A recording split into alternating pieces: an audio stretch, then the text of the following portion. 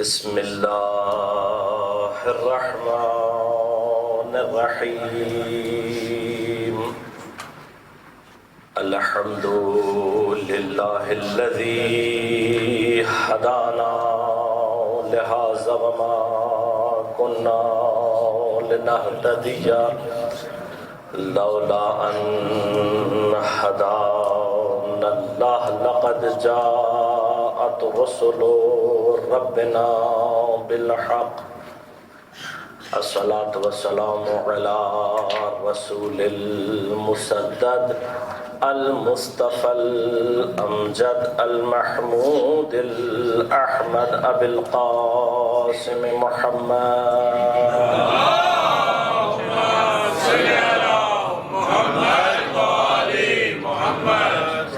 والصلاة والسلام على أسد الله الغالب غالب على كل غالب علي بن أبي طالب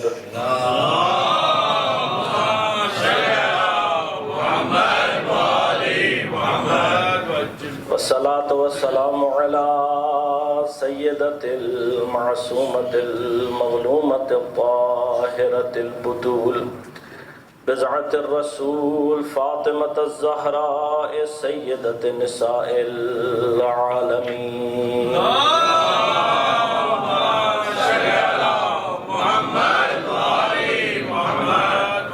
والصلاة والسلام على الحسن المجتبى والحسين المظلوم وأهل بيته الطيبين الطاهرين المعصومين المظلومين المنتجبين المنتخبين ولعنة الله على أعدائهم أجمعين أما بعد قال الله تعالى في كتابه الكريم بسم الله الرحمن الرحيم قل لا أسألكم عليه أجرا إلا المودة في القربى صلوات اللهم صل على محمد وآل محمد مومنین کرام سامعین محترم عزیزان گرامی قدر جیسا کہ آپ تمام حضرات کے اذہان عالیہ میں یہ بات موجود ہوگی کہ تقریباً اکثر مشہور و معروف روایات اور تواریخ میں کل کی جو تاریخ ہے یہ منسوب ہے وفات حضرت آیات جناب ام البنین سے۔ حضرت ام البنین سلام اللہ علیہا اہل بیت سے تعلق رکھنے والی وہ با فضیلت خاتون ہے کہ جس نے اہل بیت کے گھرانے میں داخل ہو کر وہ مقام اور مرتبہ حاصل کیا ہے کہ یہ بی بی اہل بیت کے گھرانے میں کم نظیر ہے۔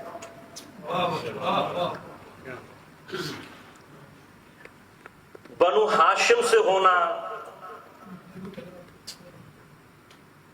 نبی یا امام کی اولاد ہو کر کسی مقام پر پہنچنا ایک بحث ہے، لیکن بظاہر اب یہ اس لیے کہہ رہا ہوں کہ یہاں بہت سارے مطالب بظاہر دوسرے خاندان سے آ کر اہل بیت کے خاندان میں اس مقام پر پہنچنا کہ زہرا کے بیٹے جسے ماں کہہ کر سلام کریں۔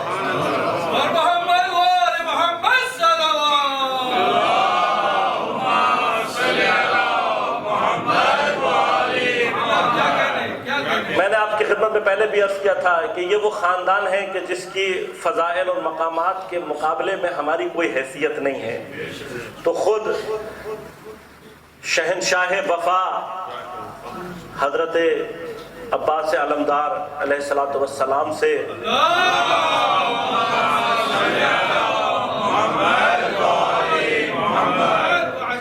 توسل کرتے ہوئے اور آپ سے مدد مانگتے ہوئے کہ حضرت انشاءاللہ اگر لطف و عنایت کریں گے ہم پر تو کچھ باتیں آپ کی والدہ گرامی کی فضیلت میں انشاءاللہ آپ کی خدمت میں عرض کروں گا۔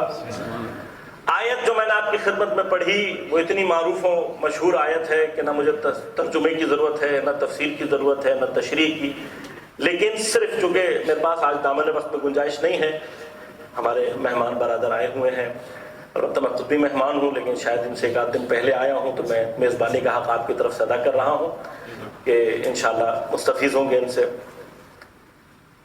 عزیزان گرامی قدر، آیہ مودہ، میں ایک ایک لفظ آیہ مودت کا اہل بیت کی فضیلت پر دلالت کرتا ہے، ایک ایک لفظ۔ آج صرف ایک لفظ کہ ایک حصے سے،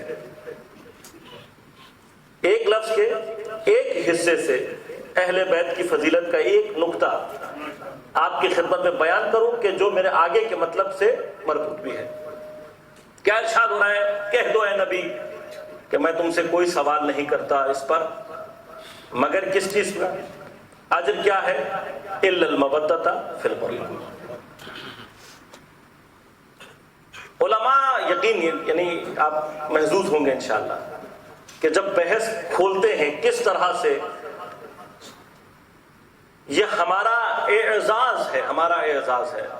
ابھی تک جو تفاسیر لکھی گئی ہیں قرآن کی، ان میں مفصل ترین تفاسیر علماء تشیع نے لکھی ہیں، اور اب تک کی سب سے قوی ترین تفسیر تفسیر المیزان علامہ طباطبائی، کہ اب ان کے شاگرد علامہ جوادی عاملی حفظہ اللہ، وہ 10 جلد عربی میں، یہ ابھی ماشاءاللہ 35 جلدوں میں سورہ مائدہ پر پہنچی ہے۔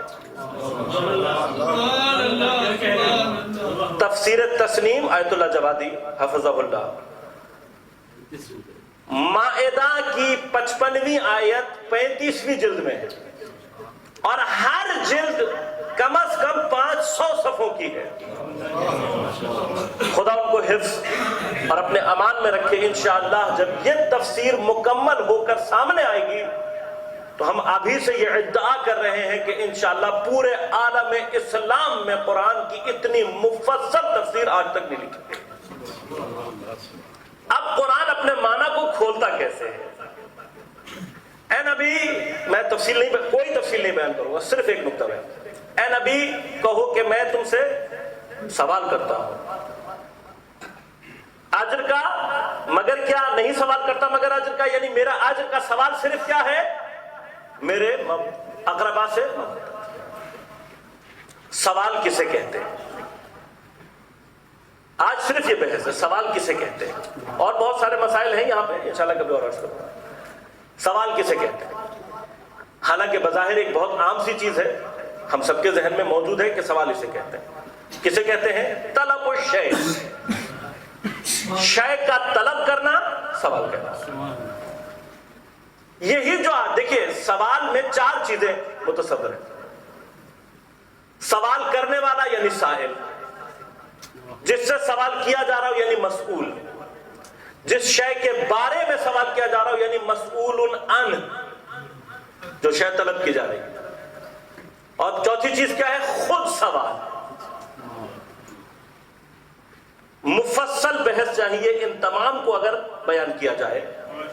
سائل کی کیفیات، مسئول کی کیفیات، ان دونوں کے درمیان میں ربط، کبھی سائل اعلیٰ ہوتا ہے، کبھی مسئول اعلیٰ ہوتا ہے، کبھی یہ برابر ہوتے ہیں، اس سے سوال کی کیفیت بدلتی چلی جاتی ہے۔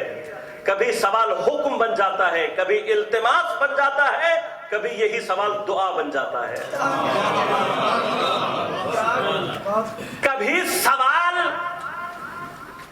صاحب اولاد ہوتا ہے، تولید کرتا ہے، کبھی بانجھ ہوتا ہے، عقیم ہوتا ہے۔ کبھی سائل کی اہمیت ہوتی ہے، کبھی مسئول کی اہمیت ہوتی ہے، کبھی مسئول عن کی اہمیت ہوتی ہے، کبھی صرف سوال کی اہمیت ہوتی ہے۔ سبحان اللہ۔ یہ مراتب ہے انشاءاللہ۔ آج صرف اور صرف بحث مسئول عن۔ تھوڑا سا ذرا کچھ لمحے آپ کے میں ذرا سنگین بحث میں گزاروں گا، لیکن میرے ساتھ رہیے گا۔ وہ شے جو طلب کی جا رہی ہے، اب آپ روزانہ کے حساب سے سوال کرتے ہیں، طلب کرتے ہیں، یہ جتنے بھی سوال ہیں یہ 2 طرح کے ہو سکتے ہیں۔ یا آپ کسی شے کسی چیز کو مانگتے ہیں یا کبھی شے نہیں مانگتے، شے کو طلب نہیں کرتے، بلکہ کوئی معنی سمجھنا چاہتے ہیں، مفہوم سمجھنا چاہتے ہیں۔ کبھی کوئی شے، خود شے، مثلا آپ نے کسی سے کبھی پانی مانگا، یہ بھی سوال ہے۔ کبھی آپ پانی طلب نہیں کرتے، یعنی آپ کو پانی نہیں چاہیے ہوتا، آپ پانی کو جاننا چاہتے ہیں کہ پانی ہوتا کیا ہے۔ بس کبھی کسی شے یعنی اس کے وجود خارجی کو طلب کیا جاتا ہے، اور کبھی اس کے مفہوم کو طلب کیا جاتا ہے۔ اب یہاں بحث مفصل ہے، لیکن میں رکوں گا ذرا، چونکہ میں نے خاص نقطے پہ پہنچنا ہے، مختصر کریں۔ جب سوال کسی خارجی شے سے کیا جائے، باہر سے کوئی شے مانگی جا رہی ہو جس کا وجود ہو خارجی، کوئی چیز مانگی جا رہی ہو، تو جواب اعضاء اور جوارح سے دیا جاتا ہے۔ لیکن جب شے کا خارجی وجود نہیں بلکہ اس کا معنی اور مطلب سمجھنے کے لیے سوال کیا جائے تو پھر اعضاء و جوارح سے جواب نہیں دیا جاتا، زبان سے جواب دیا جاتا ہے، کلام سے جواب دیا ہے۔ نتیجہ کہاں نکلے گا، غور کیجیے گا۔ میں مثال سے جو میں نے آپ کو دی اس سے سمجھاتا ہوں۔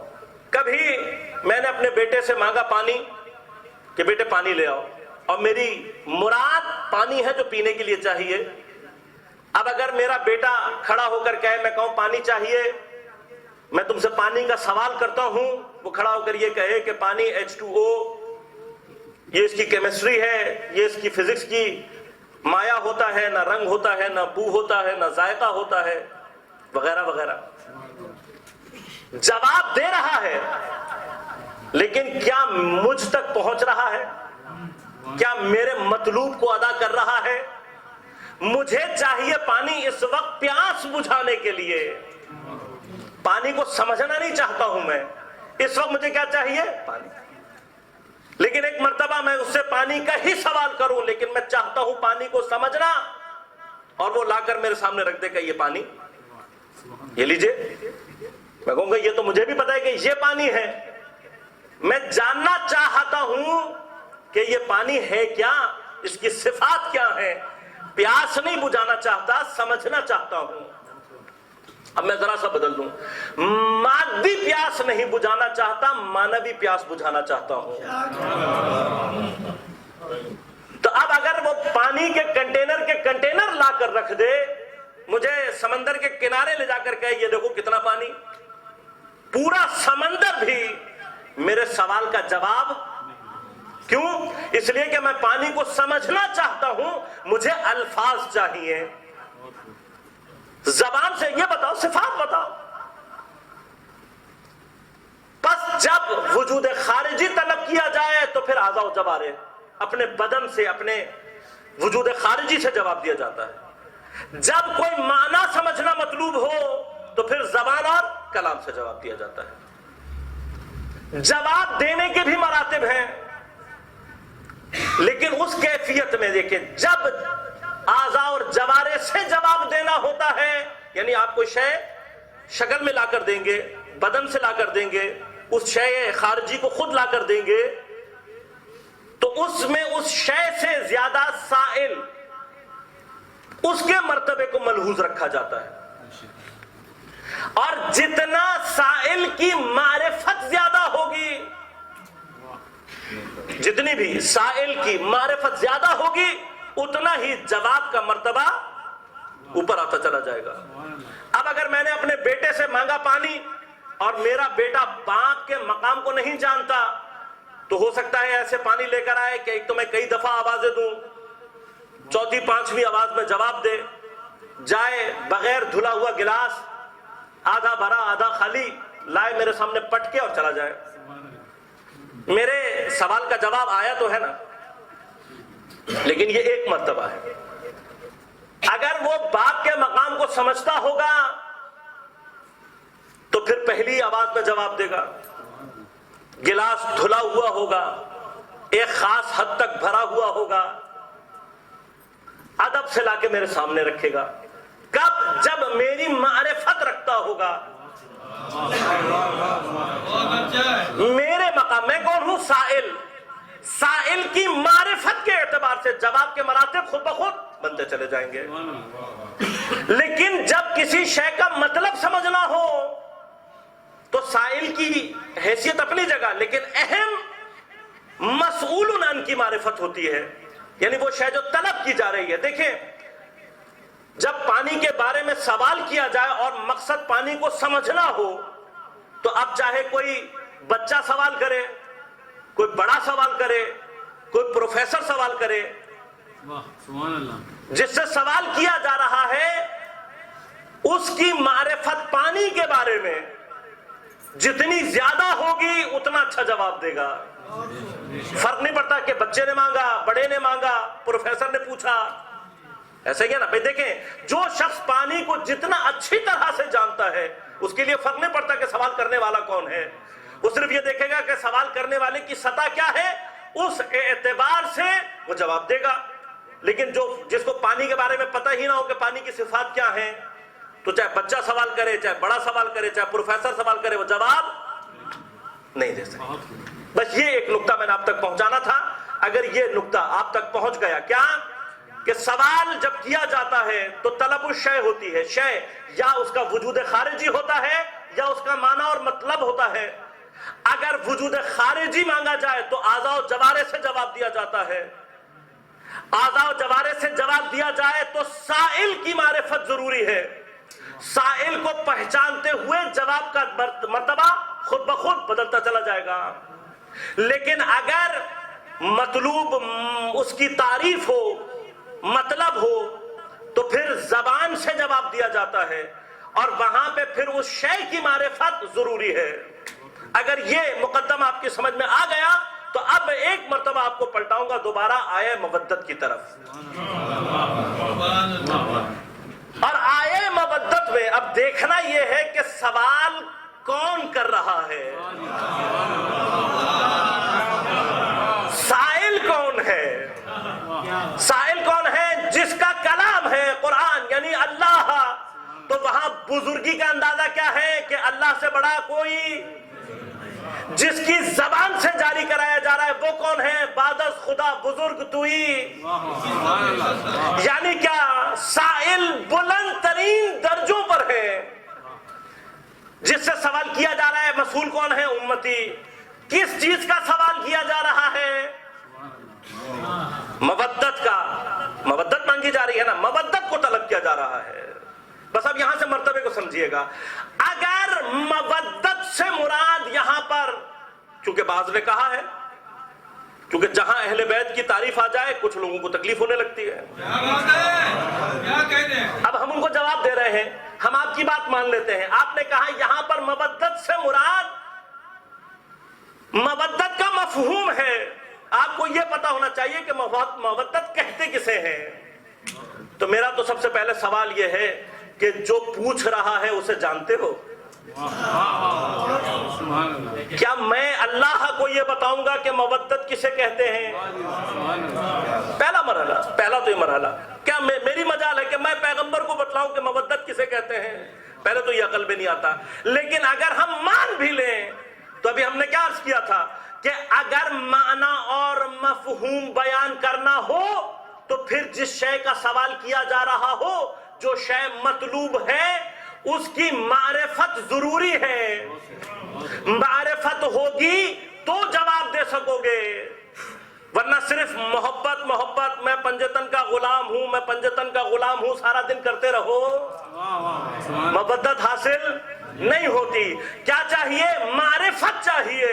تو اگر ہم آپ کی بات مان بھی لیں تب بھی آئے مودت میں مودت کا حق ادا کرنے کے لیے مودت کی معرفت بھی چاہیے. جن کی مودت مانگی ہے ان کی بھی معرفت چاہیے، اس لیے کہ ان کی محبت کے بغیر، جو صرف مودت نہیں ہے، اقربا کی محبت ہے، تو اقربا کو پہچانو گے تو ان کی محبت کا معنی سمجھ میں آئے گا. تو جس کو اہل بیت کی معرفت حاصل نہیں ہوگی وہ اہل بیت کی معرفت کا حق ادا. سبحان اللہ. یہ کون سا مرحلہ ہے کہ جہاں میں بہت مختصر کیا کیونکہ میں نے ایک خاص مقصد تک پہنچنا ہے. یہ کون سا مرحلہ ہے؟ یہ وہ مرحلہ ہے کہ جہاں پر ہم یہ ماننے کے معنی اور مطلب کو مانگا جائے، لیکن جب کسی شے کو مانگا جاتا ہے، شے کے خارجی کو طلب کیا جاتا ہے، تو پھر اعضاء و جوارح سے جواب دینا ہوتا ہے، عمل کر کے بتلانا ہوتا ہے. پھر وہاں اہمیت کس کی ہوتی ہے؟ سائل کی، مانگنے والے کی. مانگنے والے کا درجہ جتنا اعلیٰ ہوتا چلا جائے گا اتنا خود بخود جواب کی کیفیت بدلتی چلی جائے گی. اب میں نے آپ کو ایک مثال دی، کیا کہ میں نے اپنے بیٹے سے پانی مانگا، اگر میرے مقام کو سمجھتا ہوگا اس اعتبار سے جواب دے گا. تو تاریخ میں پانی مانگنے کی ایک روایت ہمارے پاس موجود ہے. پانی مانگنے والا امام حسین علیہ السلام،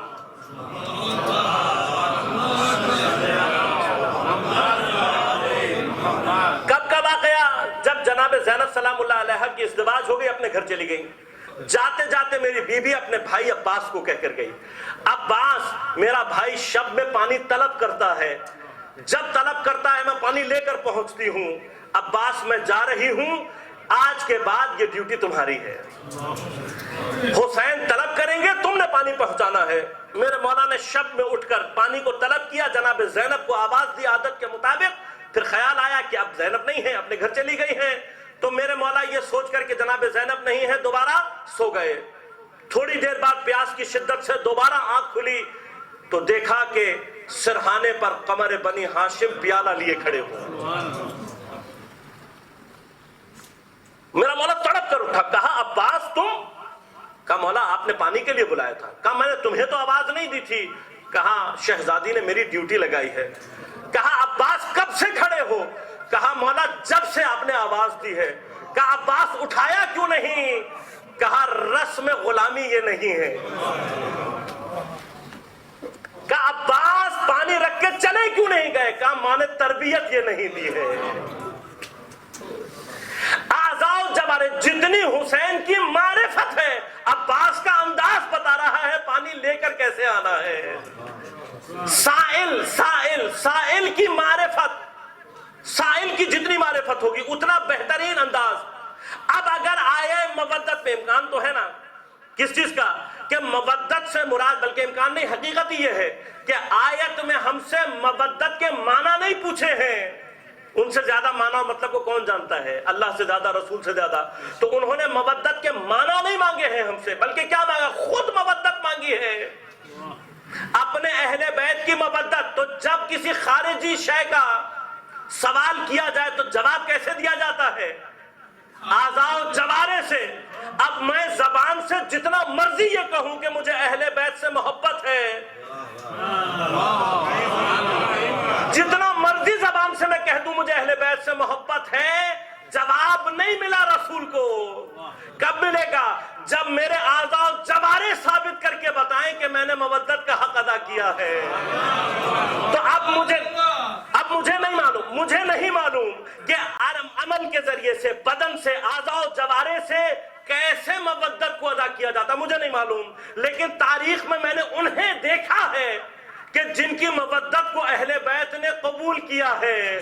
تو اعضاء و جوارح سے اگر مودت کا حق ادا کرنا ہے تو کبھی دروازہ زہرا پر بیٹھے ہوئے سلمان کو دیکھو، کبھی علی کے گرد گھومتے ہوئے ابو ذر غفاری کو دیکھو. اور اگر دیکھنا ہے تو اعضاء و جوارح سے کیسے مودت کو ادا کیا جاتا ہے تو آؤ چل کر کوفہ چلتے ہیں. کوفے میں ایک درخت کے پاس کھجور کے کھڑے ہوتے ہیں جس پر علی کا ایک عاشق لٹکا ہوا ہے. عاشق کو مصلوب کیا ہوا ہے، لیکن وہ مصلوب حالت میں بھی علی کے فضائل پڑھ رہا ہے. ظالم نے کہا اس کی زبان کاٹ دو، تو میثم نے زبان کٹنے کے بعد علی کے فضائل بیان کر کے بتلایا کہ عمل سے مودت کسے کہتے ہیں.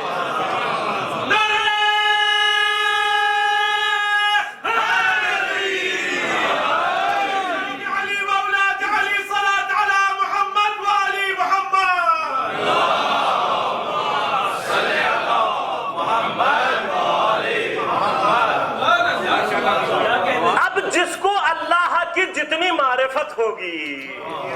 جس کو جتنی رسول کی معرفت ہوگی وہ اتنا ہی مودت کا حق ادا کرتا چلا جائے گا. لہذا اب یہ جو مرحلہ ہے ایسی مودت کا حق کسی نے ادا نہیں کیا جیسا جناب ام البنین نے کیا. ایسا حق کسی نے ادا نہیں کیا. کسی نے ادا، میں کیسے ثابت کروں گا، ایسا حق عملاً کسی نے ادا نہیں کیا جیسا جناب ام البنین نے کیا. جناب ام البنین نام آپ کا وہی ہے جو جناب زہرا کا نام ہے، جناب فاطمہ سلام اللہ علیہا.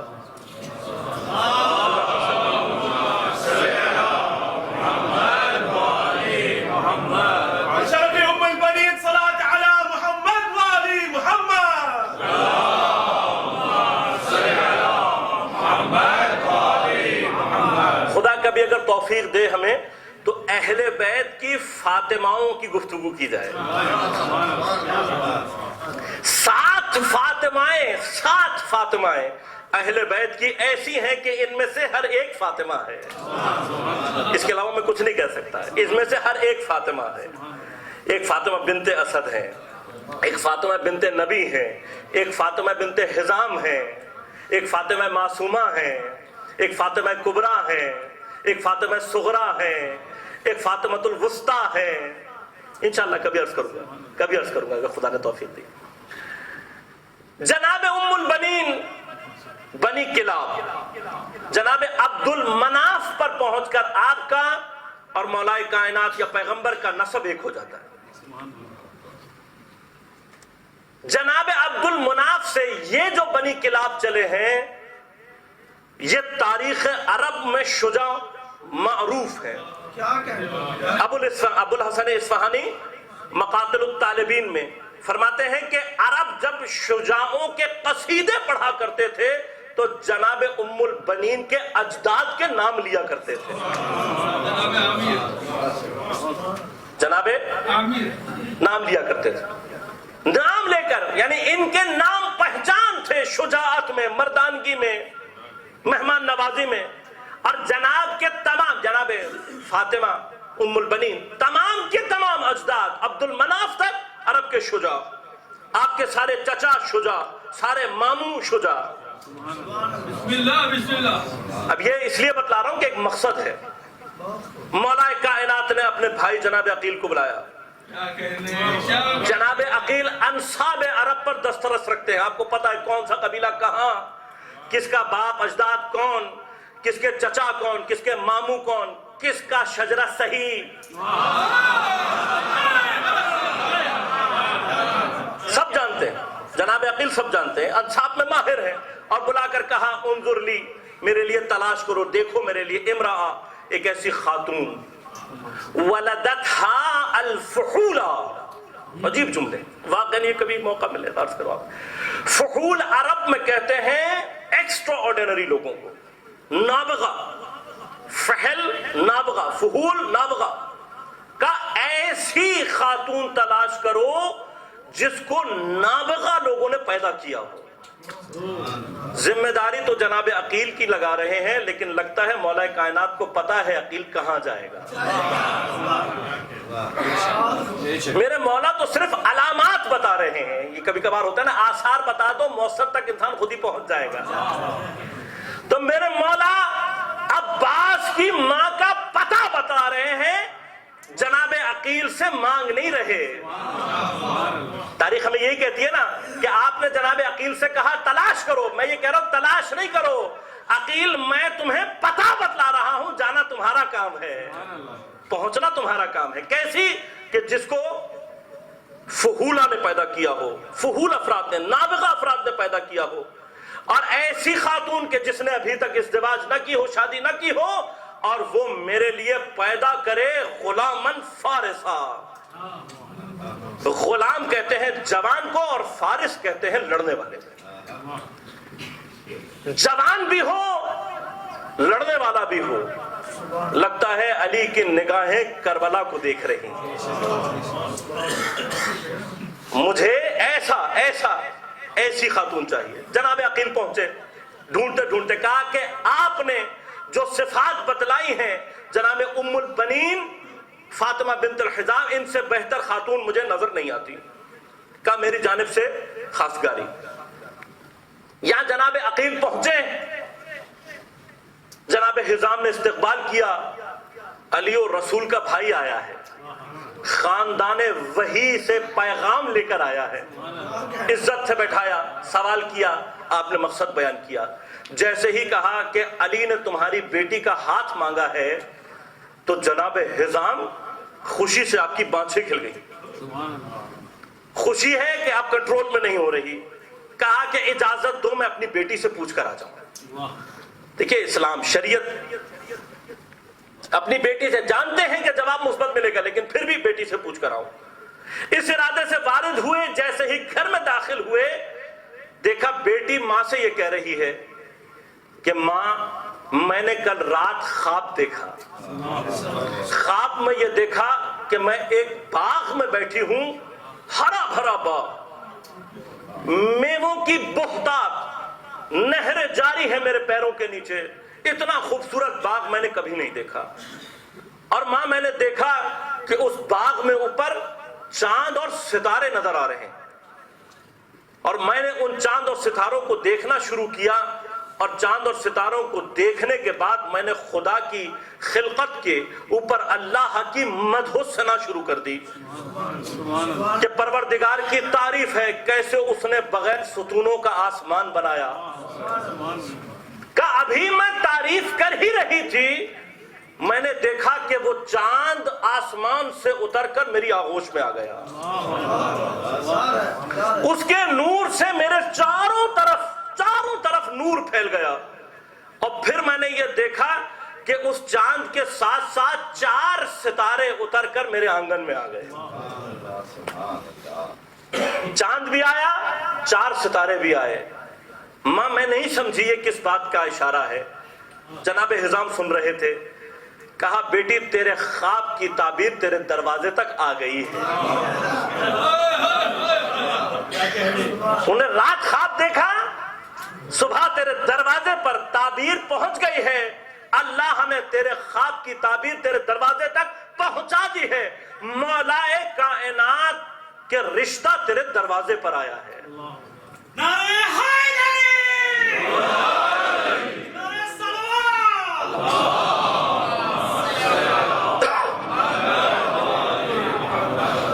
یہ بی بی وہ بی بی ہے، اب کاش ہمارے پاس وقت ہوتا، میں عرض کرتا صرف ایک آدھ بات کر کے اور اپنے مقصد تک بڑھوں۔ وہ بی بی ہے کہ جس کی تربیت ایسے ہوئی ہے کہ جناب حزام ہمیشہ کچھ پیسے جناب ام البنین کو دیا کرتے تھے، جیب خرچی کے ہمارے ہاں جو عنوان ہے۔ جب جناب ام البنین بہت چھوٹی تھی، بچی جسے کہہ لیں آپ، تب بھی آپ کی عادت یہ تھی کہ وہ جو جیب خرچی پاکٹ منی آپ کو ملتی تھی، وہ پاکٹ منی آپ اپنے اوپر خرچ نہیں کرتی تھی، غریبوں کو دے دیا کرتی تھی۔ ایک مرتبہ ایک سائل آیا، آ کر سوال کیا، اتفاقاً جناب حزام کے گھر میں اس وقت کچھ نہیں تھا، آپ نے اس کو منع کر دیا، کہا آج ہمارے پاس کچھ نہیں ہے۔ پھر آپ کسی کام میں مصروف ہو گئے، تھوڑی دیر بعد دیکھا کہ وہی فقیر گھر کے دروازے سے نکل رہا ہے بڑا ہنسی خوشی۔ آپ نے رو کر پوچھا کہ میں نے تجھ سے کہا تھا کہ ہمارے گھر میں کچھ نہیں ہے لیکن تو میرے ہی گھر سے ہنسی خوشی نکل رہا ہے۔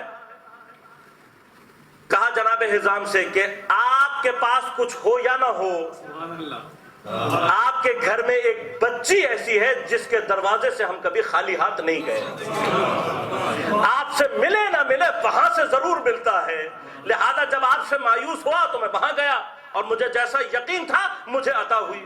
اس کے جانے کے بعد جناب حزام پلٹ کر جناب کے ام البنین کے پاس آئے، کہا بیٹی تمہارے پاس پیسے کہاں سے آئے؟ کہا بابا آج تک جو پیسے آپ دیتے رہے ہیں میں نے کبھی اپنے لیے نہیں رکھے، میں نے ہمیشہ صدقہ دیا ہے، غریبوں کو دیا ہے، لہذا یہ جانتے ہیں کہ آپ نے جو کچھ مجھے دیا ہے میں انہیں دے دوں گی۔ تب بھی میری بیوی کسی کو خالی ہاتھ نہیں پلٹاتی تھی، اب بھی میری بیوی کسی کو خالی ہاتھ نہیں پلٹاتی. تجربہ کر کے دیکھ لیں. حضرت ام البنین اہل بیت کے خاندان میں وہ نام ہے کہ جس کا واسطہ دے کر آپ دعا کریں کبھی دعا رد نہیں ہوگی آپ کی انشاءاللہ. کیوں؟ اس لیے کہ یہ وہ بیوی ہے کہ جس نے اہل بیت کے گھر میں جا کر اپنے وجود کو ختم کر دیا. جس دن میری بیوی شادی ہو کر مولا کائنات کے گھر پہنچی ہے، پہلے دن کی دلہن ہے. ہمارے ہاں دلہن، ہمارے ہاں نہیں پوری تاریخ میں دلہن بہرحال دلہن ہوتی ہے، لیکن جیسے ہی جناب پہنچی ہیں آپ کو معلوم ہوا کہ جناب حسنین کی طبیعت خراب.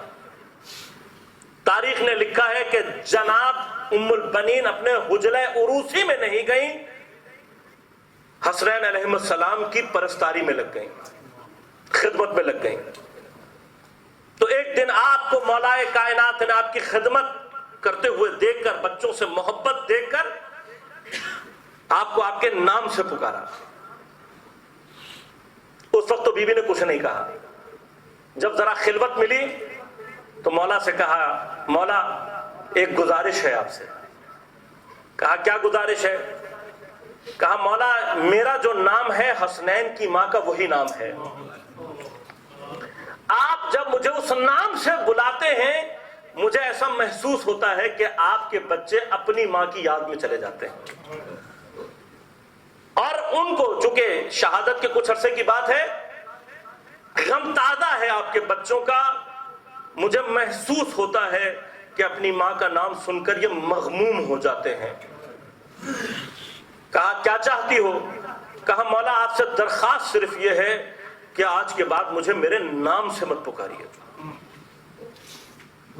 یا لقب یا کنیت دونوں ملتا ہے، مجھے میری کنیت سے پکاریے. جس نے اہل بیت کے دروازے پر اپنے نام کو ختم کر دیا، ایسا ختم کر دیا کہ تاریخ میں بی بی کا نام کم اور کنیت زیادہ مشہور ہے. آپ تاریخ میں ام البنین کے نام سے مشہور ہوئے. یعنی بعض اوقات بہت سارے لوگوں کو آپ کا نام نہیں معلوم ہوتا، اتنا آپ نے اپنے آپ کو اہل بیت کے دروازے پر گم کر دیا. اب ایسے ہی نہیں، صرف اپنے آپ کو نہیں، زہرا کے بچوں جناب حسنین، جناب ام کلثوم، جناب زینب کے سامنے آ کر آپ نے فرمایا بچوں میں تمہاری ماں بن کر نہیں آئی ہوں، زہرا کی کنیز بن کر آئی ہوں.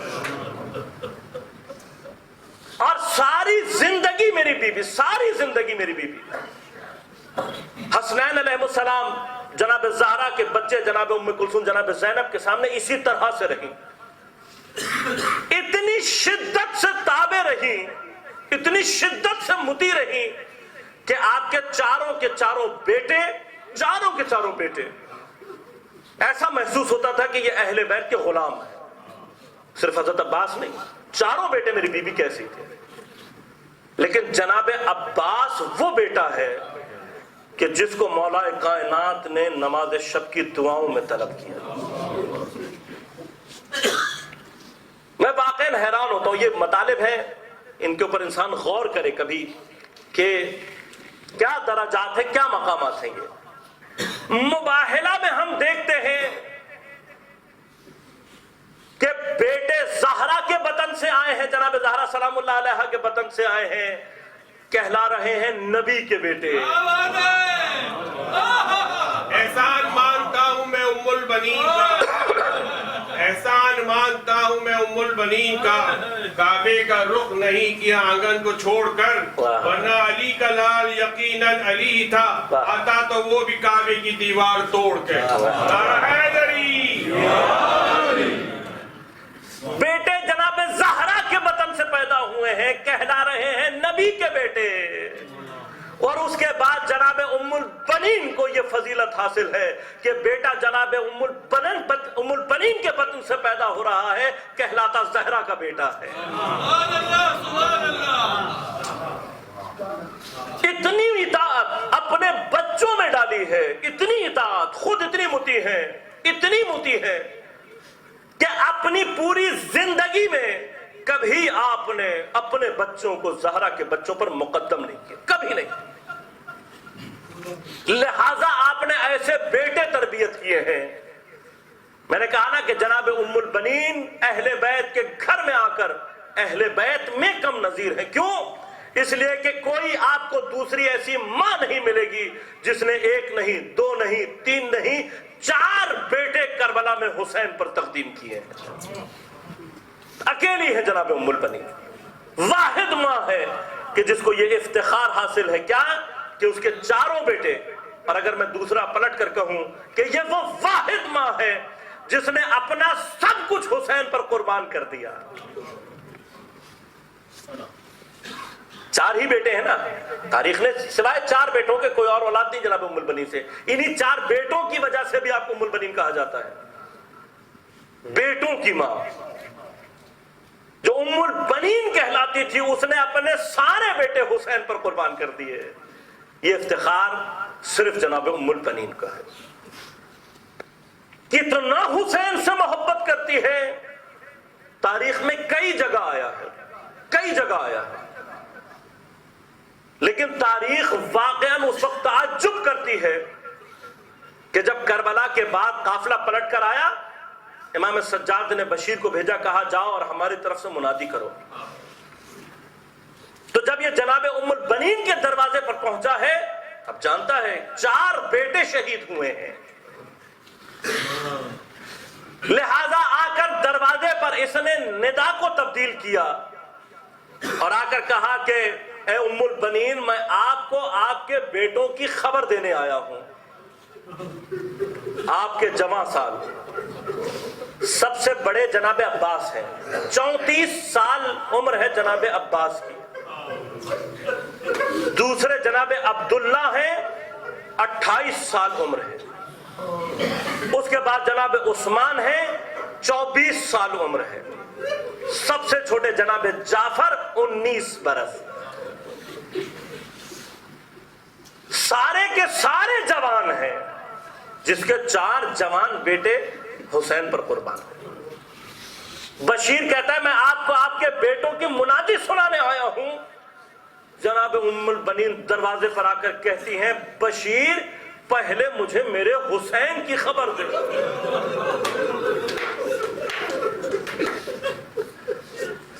اپنے آپ کو میری بیوی نے اہل بیت پر قربان کر دیا. اطاعت کا یہ مقام ہے. اپنے جوان بیٹے کی خبر نہیں سن رہی، پہلے کہہ رہی ہے نہیں پہلے مجھے میرے حسین کی خبر دے، پہلے مجھے یہ بتا میرے حسین کے ساتھ کیا ہوا. بعض روایات نے یہاں تک لکھا ہے کہ میری بیوی یہ سوال کیا کرتی تھی، یا پوچھا انہوں نے کہ مجھے صرف اتنا بتا کہ جس وقت میرا حسین شہید ہوا عباس زندہ تھا یا نہیں. بشیر جانتا ہے کہ بیوی کیا پوچھنا چاہتا. کہا بی بی ایسا ہو سکتا ہے کہ تمہارا عباس زندہ ہو اور کوئی تمہارے حسین تک بھائی یہ سننے کے بعد کہ میرا عباس اس وقت زندہ نہیں تھا میری بیوی کو قرار آ گیا. تاریخ نے لکھا ہے کہ میری بیوی نے پہلے کئی دن تک صرف امام حسین کا پرسہ لیا ہے. جو میری بیوی کے بیٹوں کا نام لیتا تھا روک دیتی تھی. کہا جب تک میں اپنے حسین کو رو نہیں لوں گی میں اپنے عباس کا نام نہیں سنوں گی. اور جب میری بیوی اپنے حسین کو رو چکی تو اس کے بعد میری بیوی ایک مرتبہ بقیہ کے پاس، میں نہیں جانتا بقیہ کیوں گئی ہے، لیکن بقیہ میں جا کر ایک مرتبہ 4 لکیریں زمین پر کھینچی ہیں میری بیوی نے. 4 جوان بیٹے جس نے دیے ہیں 4 لکیریں کھینچ کر میری بیوی ایک مرتبہ زمین پر بیٹھ گئی اور اس کے بعد ایک عجیب مرثیہ کہا ہے میری بیوی نے. آواز دی، کہا کہ اے مدینہ والوں، اے لوگوں، تم مجھے ام البنین کہا کرتے تھے، ارے آج کے بعد مجھے ام البنین نہ کہنا، اس لیے کہ ام البنین بیٹوں کی ماں کو کہتے ہیں، ارے جس کے بیٹے باقی نہ رہے ہوں.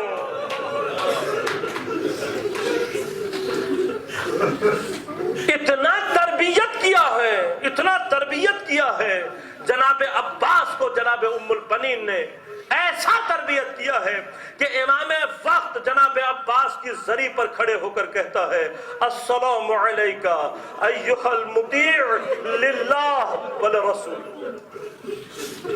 جس کی اطاعت کی گواہی امام وقت دے اسے ام البنین کا بیٹا کہتے ہیں.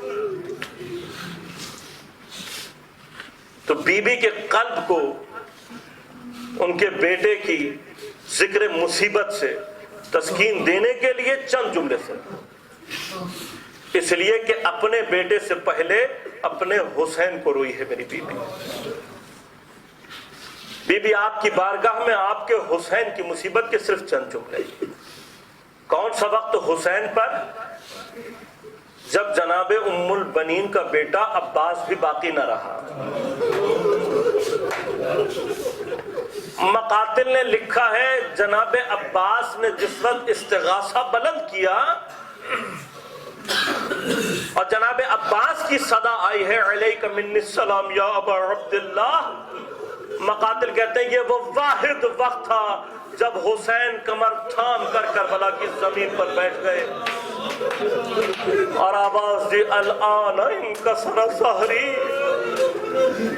اب حسین کی کمر ٹوٹ گئی. ٹوٹی ہوئی کمر سے حسین کیسے عباس کے لاشے تک گیا اور کیسے واپس آیا میں نہیں جانتا عزیزوں. لیکن ایک وقت وہ آیا کہ جب حسین کا اصغر بھی چلا گیا اور میرا مولا کربلا میں بالکل تنہا ہو گیا. ایک مرتبہ خیمے میں واپس آیا میرا مولا اور آ کر ایک مرتبہ عجیب انداز سے میرے مولا نے سلام کرنا شروع کیا. السلام علیکی یا زینب، السلام علیکی یا ام کلثوم، السلام علیکی یا ام رباب، السلام علیکی یا سکینہ، علیکن السلام. جیسے ہی میرے مولا نے یہ کہا ایک مرتبہ بیبیاں تڑپتی ہوئی مولا کے پاس آ گئیں. چاروں طرف سے میرے مولا کو گھیر لیا. ہر بیوی گریا کر رہی ہے مولا ہمیں کس کے سہارے چھوڑ کر جا رہے ہو. کہا اب وقت آخر ہے، میرے وعدے کا وقت آ گیا ہے. ایک مرتبہ مولا نے اپنا زلجنہ منگوایا. زلجنہ کو منگا کر میرا مولا زلجنہ پہ سوار ہوا. اب چاہتا ہے میرا مولا باہر جانا. زلجنے کو اشارہ کیا لیکن زلجنہ قدم نہیں بڑھا رہا. تاریخ نے لکھا کہ ایک مرتبہ امام حسین نے جھک کر اپنے زلجنہ کے کان میں یہ کہا میں جانتا ہوں تو بہت تھک گیا ہے، میں جانتا ہوں تو بھی میری طرح سے پیاسا ہے، لیکن میرے ساتھی بس تھوڑی دیر کی زحمت ہو. مقاتل لکھتے ہیں کہ گھوڑے نے اپنے سر کو، زلجنہ نے ایک مرتبہ اپنے سر کو زمین کی طرف. اب جو حسین نے دیکھا چھوٹی سی بچی زلجنہ کے سموں سے لپٹی ہوئی. 4 سالہ سکینہ. ایک مرتبہ امام حسین اترے ہیں، جناب سکینہ کو سینے سے لگایا، ودا کیا اور کہا سکینہ ہم کوشش کرتے ہیں تمہارے لیے پانی لے آئیں. عزادار و مقاتل نے یہ لفظ لکھے ہیں کہ پانی کا نام سن کر بچی تڑپ گئی اور کہتی ہے بابا اب تک جو بھی پانی لینے گیا ہے وہ واپس نہیں آیا. کہا سکینہ ہم کوشش کرتے ہیں. میرا مولا خیمے سے چلا ہے. ایسی جنگ کی ہے میرے مولا نے کہ تاریخ میں بے نظیر ہے. لیکن ایک وقت وہ آیا کہ جب حاطف نے آواز دی یا ایتھا النفس المطمئنہ ارجعی الی ربک راضیۃ مرضیہ، اور میرے مولا حسین نے جیسے ہی تلوار کو نیام میں رکھا ساری بھاگی ہوئی فوج واپس آئی ہے پلٹ کر امام حسین کی طرف. اور پھر مقاتل نے وہ الفاظ لکھے ہیں کہ بھاگی ہوئی فوج نے پلٹ کر امام حسین پر جب حملہ شروع کیا ہے تو جس کے ہاتھ میں جو تھا اس نے حسین کو مارنا شروع کیا. کسی نے تیر مارا، کسی نے تلوار مارا، کسی نے نیزہ مارا، کسی نے تبر سے وار کیا، اور جس ملعون کے پاس کچھ نہ تھا اس نے پتھر اٹھا کر حسین کو مارنا شروع کیا. میرا مولا زخمی ہوتا چلا گیا. ایک وقت وہ آیا کہ جب میرے مولا کا پورا بدن تیروں سے ڈھک گیا. ایک مرتبہ زلجنا سے کہا مجھے میری وعدہ گاہ میں لے جا. زلجنا اس گودال میں آیا کہ جہاں پر قتل گاہ ہے, اور اس نے چاہا کہ امام حسین زلجنا سے اتر جائیں, میری پشت سے اتر جائیں, لیکن احساس کیا اس نے کہ میرا مولا بہت زخمی ہے, بہت تھکا ہوا ہے, ارے شاید حسین خود نہ اتر سکے. حسین کا بڑا وفادار جانور ہے. ایک مرتبہ اپنے آپ کو اس نے کربلا کی ریت پر پہلو کے بل لٹا دیا کہ میرا مولا آسانی سے اتر جائے. تو عزادارو تاریخ نے ایک عجیب و غریب منظر دیکھا کہ جب حسین زین سے جدا ہوئے تو نہ زین پر رہے نہ زمین پر آئے, بلکہ میرا مولا تیروں پر معلق ہو گیا. لیکن یہ حسین کا بڑا وفادار ہے, بہت وفادار ہے. ایک مرتبہ یہ زلجنا کھڑا ہوا, اس نے اب جو حسین کی یہ کیفیت دیکھی مولا کی, ایک مرتبہ مولا کا طواف کرنا شروع کیا. لیکن حیوان ہے, کچھ سمجھ میں نہیں آ رہا, کچھ کر نہیں سکتا. تو پھر اس کو کچھ خیال آیا, ایک مرتبہ آگے بڑھا, اپنے دانتوں میں سے حسین کے تیروں کو دبا کر نکالنا شروع کیا. اپنے دانتوں میں دباتا جاتا ہے, تیر میرے مولا کے بدن سے نکالتا جاتا ہے. اتنے میں ظالموں نے ایک مرتبہ مقتل گاہ کا رخ کیا. گھوڑے کو دیکھ کر باز نے کہا اسے پکڑ لو, اسے پکڑ لو. کچھ لوگ پکڑنے کے لیے آئے, اس نے ان پر حملہ کیا, 2-3 کو واصل جہنم کیا. اب جب انہوں نے دیکھا کہ یہ ہمارے قابو نہیں آئے گا تو کہا اسے بھی قتل کر دو. جب زلجنا کو قتل کرنے کی کوشش کی گئی تو یہ ایک مرتبہ دوبارہ امام حسین کے پاس پہنچا. اب جانور ہے, نہیں جانتا, کوئی ایک طرف قاتل آ رہے ہیں, دوسری طرف امام حسین ہے. ایک مرتبہ اس نے عجیب کام کیا عزادارو, ایک مرتبہ اپنی پیشانی کو امام حسین کے خون میں اس نے غلطہ کیا. امام حسین کے خون کو اپنی پیشانی پہ لگایا اور ایک مرتبہ دوڑتا ہوا خیموں کی سمت روانہ ہوا. بس عزادارو, وہ بیبیاں جو دروازے پر امام حسین کی منتظر تھی, جیسے ہی زلجنا کے ٹاپوں کی آواز آئی, بیبیاں یہ سوچ کر باہر نکلی کہ شاید امام حسین واپس آ گئے ہیں. لیکن جیسے ہی بیبیاں باہر آئی, ارے دیکھا کہ زلجنا خالی چلا آ رہا ہے, پیشانی خون میں تر ہے. جیسے ہی زلجنا آیا, ارے بیبیوں نے چاروں طرف سے گھیر لیا. لیکن 2 بیبیاں ایسی ہیں کہ انہوں نے عجیب کام کیا. زلجنا کو خالی دیکھ کر جناب زینب چلی ہے قلعہ زینبیہ کی جانب, لیکن حسین کی 4 سالہ بچی ایک مرتبہ آگے بڑھی ہے. زلجنا کی لگام تھام کر بس ایک سوال کیا ہے بچی نے, کہا ہے میرے بابا کے زلجنا, مجھے بس اتنا بتا دے کہ میرے بابا کو قتل کرنے سے پہلے ظالموں نے میرے بابا کو پانی پلایا یا اسے زندہ